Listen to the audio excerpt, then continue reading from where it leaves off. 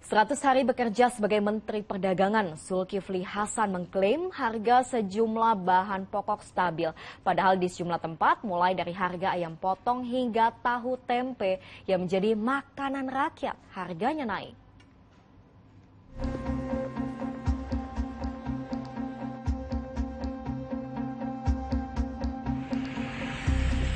Harga ayam potong naik lagi. Di Pasar Sentra Antasari Banjarmasin, harga ayam potong sedang kembali naik dari Rp35.000 per ekor menjadi Rp38.000 per ekor. Sedangkan ayam potong besar naik dari Rp55.000 per ekor menjadi Rp58.000 per ekornya. Pedagang mengakui harga ayam potong kembali naik dampak kenaikan harga BBM. Imbas merangkak naiknya harga kedelai impor, pedagang tahu tempe di pasar tradisional di Kota Depok terpaksa menjual dagangannya dengan ukuran diperkecil. Para pedagang tak berani menaikkan harga jual untuk menjaga daya beli masyarakat.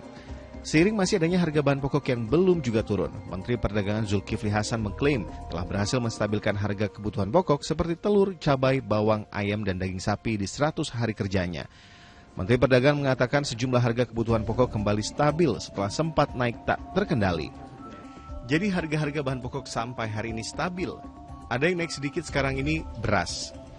Nyatanya hingga kini berbagai kebutuhan pokok belum juga stabil. Imbasnya tak hanya untuk kebutuhan sehari-hari, namun berdampak terhadap usaha warga. Tim Liputan MSCTV melaporkan.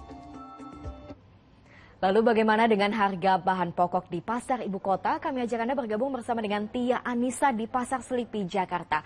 Tia, apakah harga bahan pokok di sana sudah stabil seperti kata Menteri Perdagangan?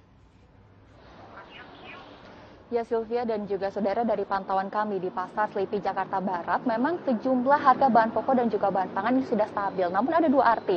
Ada yang stabil karena sudah mengalami penurunan dan kembali ke harga normal. Namun ada juga yang stabil di harga tinggi karena tidak turun-turun harganya. Seperti harga cabai rawit merah yang seperti ini. Ini sudah mengalami kenaikan sejak pemerintah mengumumkan kenaikan harga BBM. Dan sejak itu harganya tidak turun-turun.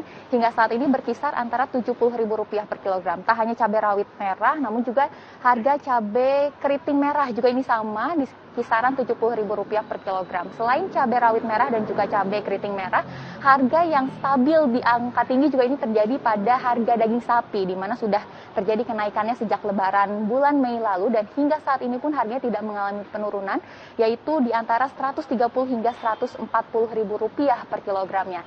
Sementara itu untuk harga cabai-cabai jenis lain seperti cabai rawit hijau juga ini mengalami penurunan, di mana pekan lalu ada di angka Rp60.000, sementara pekan ini turun menjadi Rp40.000. Lalu untuk cabai keriting hijau juga yang sebelumnya Rp50.000 per kilogram, saat ini turun menjadi Rp35.000. Sementara untuk bawang merah ini stabil di angka Rp40.000 per kilogram, bawang putih ini stabil di Rp28 hingga Rp33.000.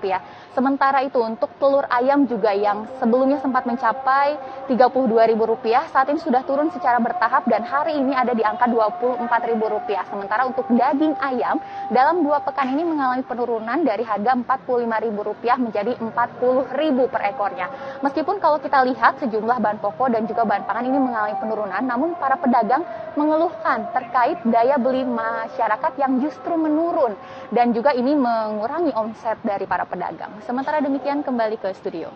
Baik, terima kasih Tia Anissa melaporkan langsung dari Pasar Selipi, Jakarta.